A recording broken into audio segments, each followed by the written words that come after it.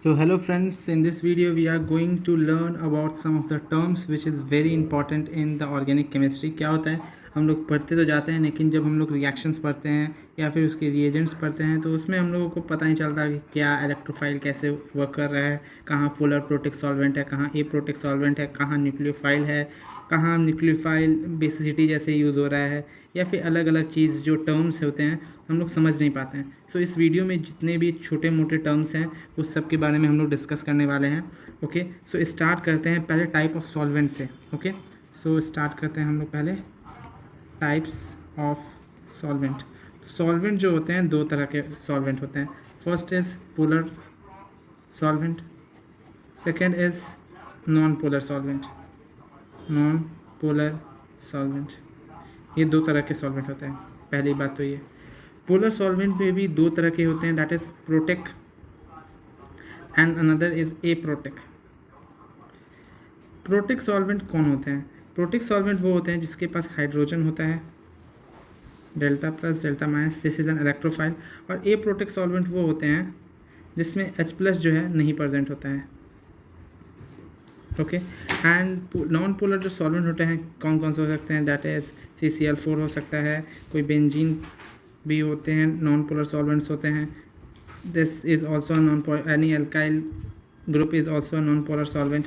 ये सब जो होते हैं that are non polar solvents. So ये हो गया सॉल्वेंट्स, किस किस तरह के हम लोग को सॉल्वेंट्स देखने को मिलते हैं अलग अलग रिएक्शंस में। अब हम लोग पता करते हैं what is polar solvent and what is polar protic solvent, what is polar aprotic solvent. Okay, पहले हम लोग डिस्कस करते हैं what is polar protic solvent. So polar protic solvent में क्या होता है, यहाँ पर हाइड्रोजन प्रेजेंट होता है एंड यहाँ हाइड्रोजन बॉन्डिंग देखने को हम लोग को मिलती है।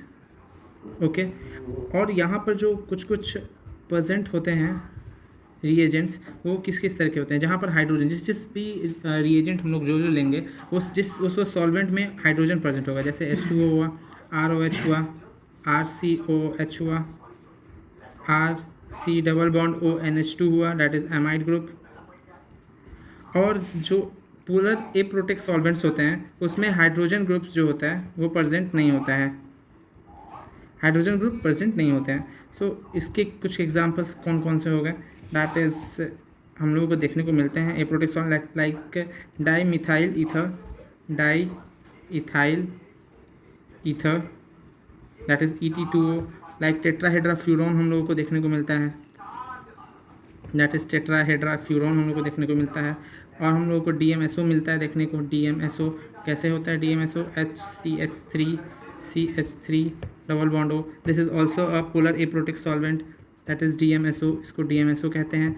इसी तरीके से और कुछ कुछ होते हैं, दैट इज़ DMF भी होते हैं, that is HC double bond ON CH3CH3 dimethyl. And उसके बाद जो हम लोगों का एक और होता है HHMPA, that is P double bond O N ME ME N ME ME N ME ME। Okay, एक ये क्या है? Hexamethyl phosphorus 8, phosphorus 8, hexamethyl phosphorus 8। Okay, this is the thing which are present in polar और aprotic और protic solvents. So इस तरह के कुछ कुछ एग्जांपल्स हैं जो प्रोटिक होते हैं और एप्रोटिक सॉल्वेंट्स होते हैं। ओके, और how we can able to identify, पहला चीज़ तो आइडेंटिफिकेशन का होता है। यहाँ पर हाइड्रोजन बॉन्ड प्रेजेंट होंगे, हाइड्रोजन प्रेजेंट होगा तो प्रोटिक सॉल्वेंट हो गया, हाइड्रोजन नहीं प्रेजेंट होगा सो वो हो जाएगा एप्रोटिक सॉल्वेंट हो जाएगा। सो इसकी जो कैरेक्टरिस्टिक होती है मोर इंपॉर्टेंट, वो हम लोग को ध्यान रखना है कि पोलर सॉल्वेंट जो होते हैं वो सॉल्वेट कर लेते हैं, मतलब घेर के रखते हैं both cationic and anionic, both cationic and anionic part को, both cationic and anionic part दोनों को सॉल्वेट करके रखते हैं।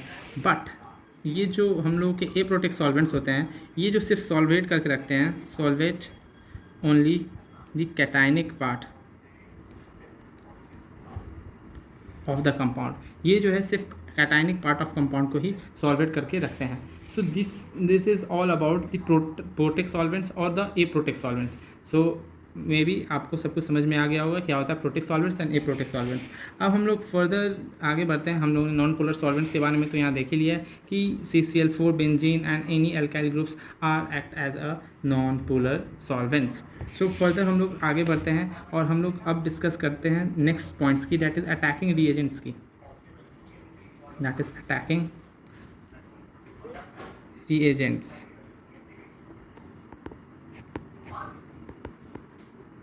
ओके, अटैकिंग रिएजेंट्स में हम लोग सबसे पहले डिस्कस करने वाले हैं दो तरह के अटैकिंग रिएजेंट्स हम लोगों को पढ़ने होते हैं, that is electrophile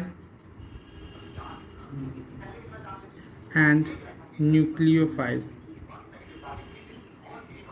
electrophile and nucleophile, electrophile is electron loving group and nucleophile is nucleus loving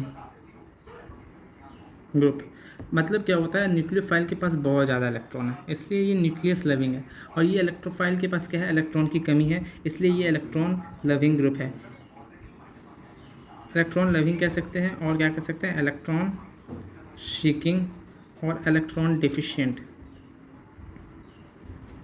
ये जो होता है न्यूक्लियस सीकिंग होता है और इलेक्ट्रॉन रिच होता है। Okay, so this is about the electrophile and nucleophile. Electrophile और न्यूक्लियोफाइल के बीच में एक और बड़ा कॉम्प्लिकेशन चीज़ आता है कि इलेक्ट्रोफाइल क्या, ये न्यूक्लियोफाइल को हम लोग ऐसे रिप्रेजेंट करते हैं, उसी तरीके से इलेक्ट्रोफाइल को हम लोग ऐसे कुछ रिप्रेजेंट करते हैं। तो इसका मतलब ये है क्या, जिस पे नेगेटिव चार्ज होगा सिर्फ वही न्यूक्लियोफाइल होगा, जिससे पॉजिटिव चार्ज होगा सिर्फ वही इलेक्ट्रोफाइल होगा? नहीं, ऐसा बिल्कुल नहीं है। न्यूट्रल भी बहुत सारे कंपाउंड्स हैं जो इलेक्ट्रोफाइल होते हैं और न्यूक्लियोफाइल होते हैं। तो हम लोग इसके एग्जांपल्स देखते हैं, इसके बहुत सारे एग्जांपल्स हैं, आप देख करके इसमें से बहुत सारे नोट कर सकते हैं। पहला तो इलेक्ट्रोफाइल आते हैं जैसे चार्ज्ड वाले, फर्स्ट टाइप चार्ज्ड वाले आते हैं, दोनों में भी, इसमें भी जो है एक चार्ज्ड वाले आते हैं, चार्ज वाले न्यूक्लियोफाइल भी आते हैं। चार्ज वाले इलेक्ट्रोफाइल जो होते हैं वो क्या क्या होंगे, Cl+, Br+, I+, H+, T+, D+, NO2+, NO-+, that is, इसको कहते हैं नाइट्रोसोनियम आयन, H3O+। ये H3O+ जो है इसमें क्या है, ये H+ है और वाटर है। ये H+ क्यों यहाँ पर आया ये भी आपको ध्यान रखना है। ये H+ है, it is a formal charge. H+ क्या है यहाँ पर, ये एक फॉर्मल चार्ज है। फॉर्मल चार्ज क्यों बनता है, formal charge is develop when excess number of bond is form by the atom. जैसे यहाँ पर ऑक्सीजन 2 ही बॉन्ड बना सकता था, लेकिन यहाँ 3 बॉन्ड बना के रखा है, इसलिए ऑक्सीजन पे क्या है, एक पॉजिटिव चार्ज है। ओके, H3O+, H4+, यहाँ पर भी ये जो है ये एक फॉर्मल चार्ज है नाइट्रोजन पे। NH4+, CH3+, R+ हो गया, RC+ डबल बॉन्ड O हो गया। तो ये सब जितने भी दिख रहे हैं एसाइल ग्रुप्स हो गए, ये एसाइल ग्रुप्स हैं, जितने भी हैं ये चार्ज वाले, ये सब है क्या, इलेक्ट्रोफाइल है, पॉजिटिव चार्ज वाले। अब हम लोग नेगेटिव चार्ज वाले दैट इज़ न्यूक्लियोफाइल के बारे में बात करते हैं। सो न्यूक्लियोफाइल में कौन कौन से हम लोग को देखने को मिलते हैं, लाइक CH3- हो गया, Cl- हो गया, Br- हो गया, H- हो गया, I- हुआ, OH- हुआ, BH4- हुआ, AlH4- हुआ, SH- हुआ और RO- हुआ। ये सब जितने भी हुए सब न्यूक्लियोफाइल हुए which containing the negative charge on it. Okay, let's move towards the another thing that is the neutral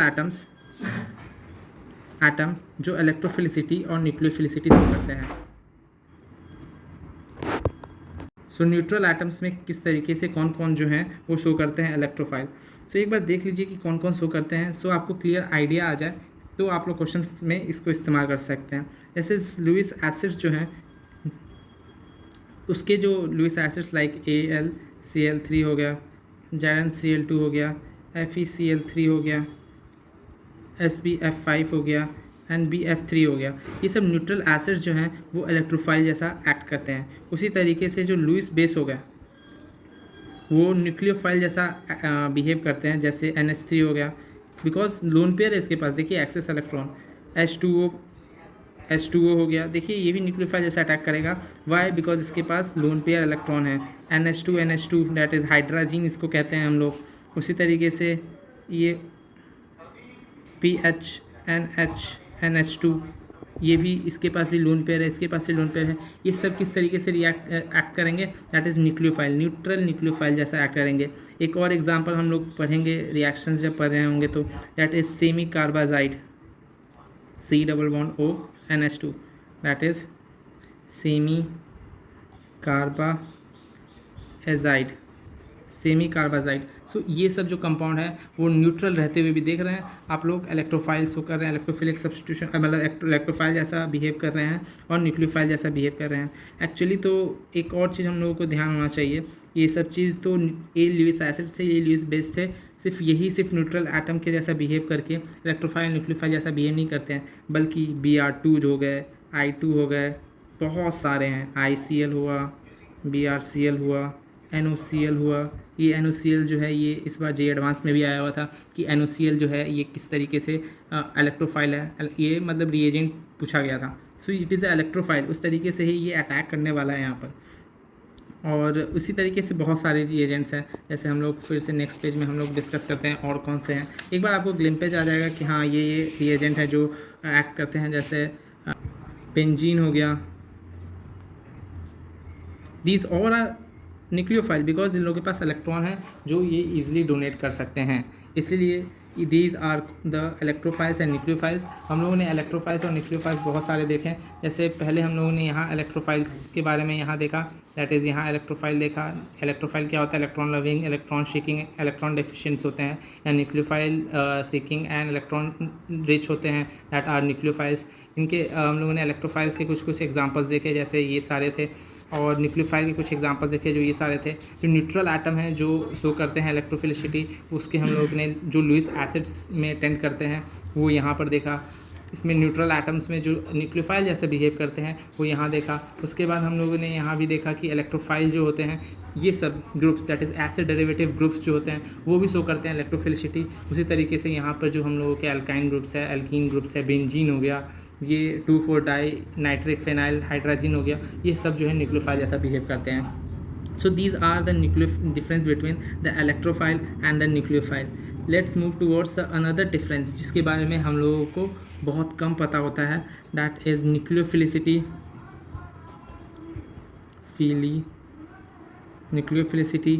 and basicity. क्या डिफरेंस है इस दोनों में, न्यूक्लियोफिलिसिटी में और बेसिसिटी में क्या डिफरेंस है इस दोनों में। ओके, तो सबसे पहली बात कि इलेक्ट्रॉन न्यूक्लियोफिलिसिटी जो होती है इलेक्ट्रॉन डोनेटिंग टेंडेंसी होती है to the electrophile, okay, but the basicity होती है that is the electron donating tendency to any electron, that is H+ को इलेक्ट्रॉन देने की टेंडेंसी होती है। दैट इज़ इलेक्ट्रोफिलिसिटी जो होता है वो, न्यूक्लियोफिलिसिटी जो होता है वो क्या होता है, इलेक्ट्रॉन डोनेटिंग टेंडेंसी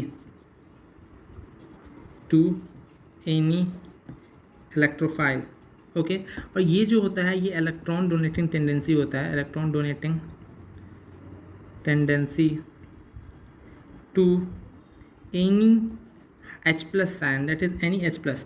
और जो ये इलेक्ट्रॉन डोनेटिंग टेंडेंसी जो होती है to an electrophile, donating tendency जो होती है that is a kinetically controlled product.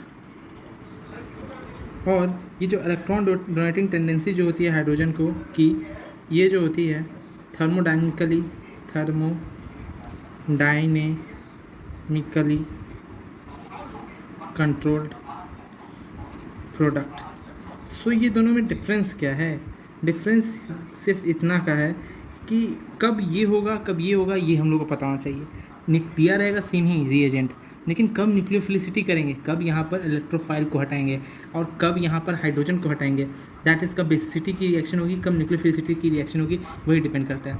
अब जब मैंने बोला काइनेटिकली कंट्रोल पर, मतलब कि इसको ये नहीं पता है, इसको इससे कोई मतलब नहीं है कि स्टेबल रिएक्शन हो या नहीं हो, लेकिन रिएक्शन फास्ट होना चाहिए। इसी तरीके से इसको ये नहीं मतलब है कि रिएक्शन फास्ट हो या ईजी हो, बट इसको इससे मतलब है कि रिएक्शन का जो प्रोडक्ट होना चाहिए वो स्टेबल होना चाहिए, ओके। सो इसके बाद जो इसमें एक पॉइंट हम लोगों को मेंशन करना इंपॉर्टेंट है, दैट इज़ इसमें क्या होता है, जैसे एक न्यूक्लियोफाइल है उसने रिएक्ट किया RX से, तो ये क्या बना देगा, ये बना देगा R न्यूक्लियोफाइल प्लस X-, ये बना देगा।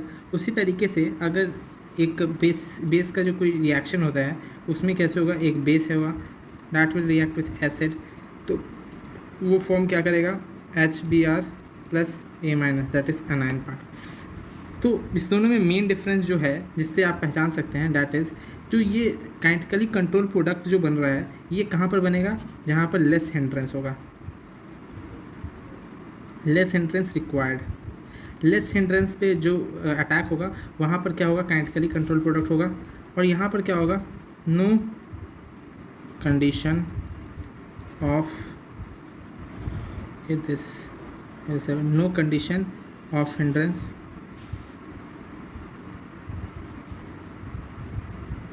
रिक्वायर्ड। ओके, सो ये 3 पॉइंट्स हैं जो डिफ्रेंशिएट करते हैं एक न्यूक्लियोफिलिसिटी को और बेसिसिटी को। ओके, एक एग्जांपल ले लेते हैं, अभी भी हमको लग रहा है आप लोग को समझ नहीं आया होगा। जैसे एक कंपाउंड लेते हैं, this O minus and this O minus. Okay, एक एग्जांपल लेते हैं यहाँ पर CH3O minus and this O minus. So अब इसमें देखना है कि न्यूक्लियोफिलिसिटी किसकी अच्छी है इस तीनों में। ओके, इस तीनों में न्यूक्लियोफिलिसिटी किसकी अच्छी है, तो न्यूक्लियोफिलिसिटी उसकी अच्छी होगी जहाँ पर हम लोगों का जो रिएजेंट जो बनना चाह रहा है वो एज़ फास्ट एज़ पॉसिबल जितना जल्दी बन जाए। किस पे जितना जल्दी बन जाएगा, जहाँ पर हिंड्रेंस कम होगा इस पे हिंड्रेंस कम होगा, इस पे सबसे ज़्यादा जल्दी बनेगा, उसके इस पे हिंड्रेंस कम होगा उस पे सबसे ज़्यादा जल्दी बनेगा।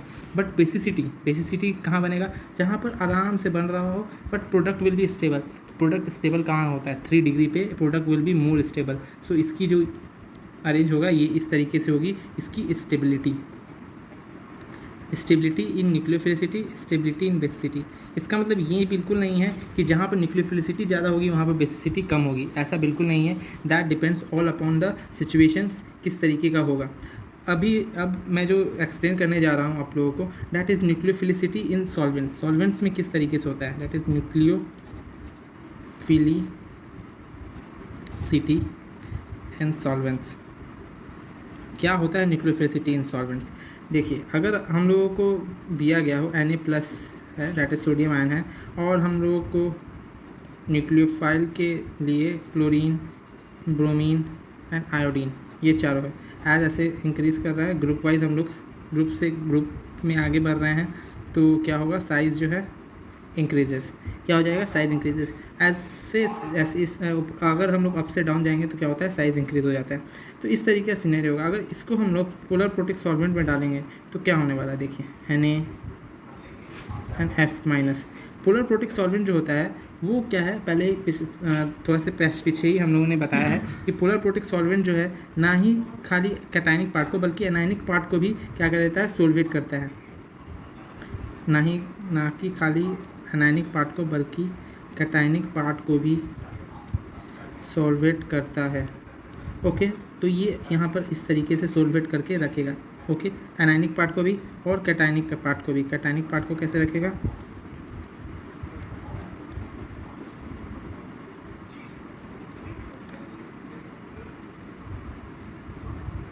This okay this. So anionic part को भी करके रखेगा और कैटायनिक पार्ट को भी सोल्वेट करके रखने वाला है। सो पोलर प्रोटिक सॉल्वेंट में यही होता है कि ना कि खाली एनायनिक पार्ट को बल्कि कैटायनिक पार्ट को भी सोल्वेट करके रखेगा। तो उससे क्या होगा, जो बेस है यहाँ पर बेसिसिटी की जो स्टेबिलिटी है वो कहाँ होगा, जब यहाँ दिख रहा है कि फ्लोरीन भी है, क्लोरीन में ब्रोमीन भी, आयोडीन भी, सब में सब छोटा कौन सा है, फ्लोरीन सबसे छोटा है। फ्लोरीन सबसे छोटा है तो वो क्या है, छोटा है, तो उसको सोल्वेट करना क्या है, आसान है। सोल्वेट करना क्या है, आसान है। तो सोल्वेट करना जिसको आसान है तो वो product will be more stable. क्या है, सोल्वेट करना जिसको आसान है उस पर क्या होगा, product will be more stable. So उसकी बेसिसिटी जो होगी फ्लोरीन की सबसे ज़्यादा होगी, उसके बाद क्लोरीन की, उसके बाद ब्रोमीन की, उसके बाद आयोडीन की। बट अगर हम लोग न्यूक्लियोफिलिसिटी अगर यहाँ देखते हैं तो न्यूक्लियोफिलिसिटी किसकी ज़्यादा होनी चाहिए, न्यूक्लियोफिलिसिटी उसकी ज़्यादा होगी जहाँ पर हिंड्रेंस कम होगा।